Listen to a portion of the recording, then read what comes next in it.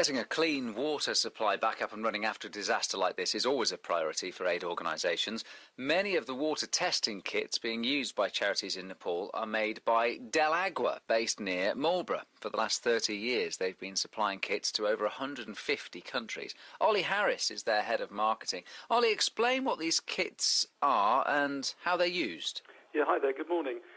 Well, the DelAgua kit is a portable water testing kit. So you can take the device to remote locations, sample the water on site. It basically removes the need for transporting water samples to a lab, which, in places like Nepal, as your previous colleague referred to, are mountainous. Sometimes remote rural communities are, hundreds of hours away from a nearby lab. So it allows you to test the water on site for the kind of 6 key parameters that the World Health Organization stipulate are sort of for safe drinking water. And one of those parameters is microbiological contamination, whereby water sources may become contaminated through human waste or animal waste.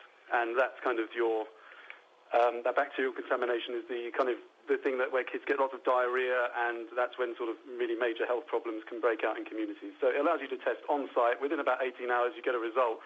And then it allows aid agencies, and like our colleagues from the Red Cross, who we just had on the line, to remedy, these infected water sources. So looking at what's happened in Nepal then, what would be the risks to the water supply there?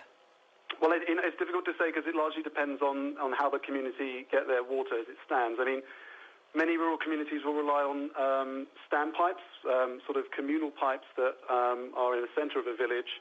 The main water source may be many miles away, but the damage from an earthquake, you don't know whether there could be chemical contamination, physical contamination, or indeed microbial contamination at source. But of course, you can't see these things in the water you're drinking, and that's one of the biggest challenges aid agencies face, is testing these sources and then remedying them before people get too sick.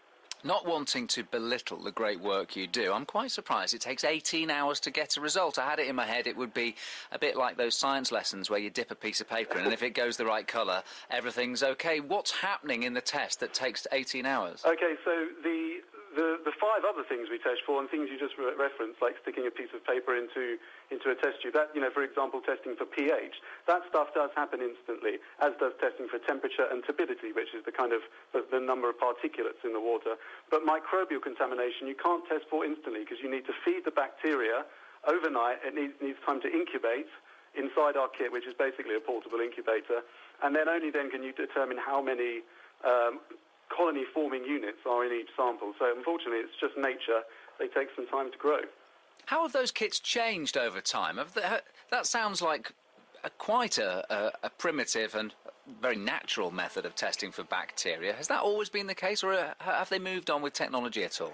I think the very basic technology hasn't changed much in the 30 years. You still need to incubate a sample one way or another. What has changed, though, is the development of being able to track where you're testing the water from via GPS, using online dashboard systems to record data over time, so that people on the ground can test and feedback instantly to their colleagues who perhaps aren't in places like Nepal, but maybe back at headquarters, and see exactly what's going on at multiple sites. You can look on a Google map and see exactly where all the testing's been carried out, and then try and remedy.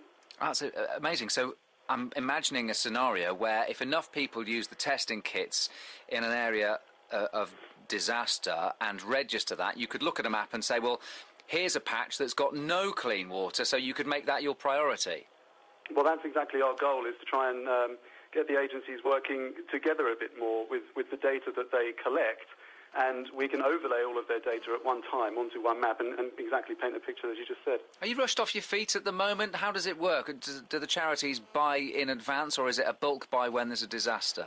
I think you've hit the nail on the head, actually. They're extremely well organised, and most, especially the very large international NGOs, stockpile equipment just for, situations such as this. So it's not as if our phone suddenly starts ringing and we need to get kits to Nepal, as your call in from the Red Cross earlier, so there's only one working runway there, so getting stuff out there is pretty tricky. So most of the time, and actually in Nepal, it's a country where 3.5 million people don't have clean water anyway, and around 2,000 children die every year from diarrhea. There's already a lot of testing kits in our situation on the ground there, just through sort of the natural work that NGOs do sort of day to day.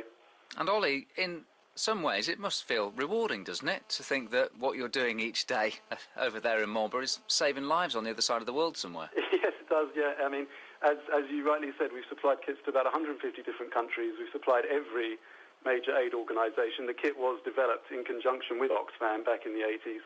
And yeah, I mean, we like to think that we sort of play our part by providing sort of really quick service if people do need things quickly. But also we work quite closely with the NGOs to devise training schemes and kind of, inform them of best practice. We have a lot of training seminars down here, and, the likes of Oxfam and the Red Cross and the World Health Organization come in, and we try and help them out as best we can.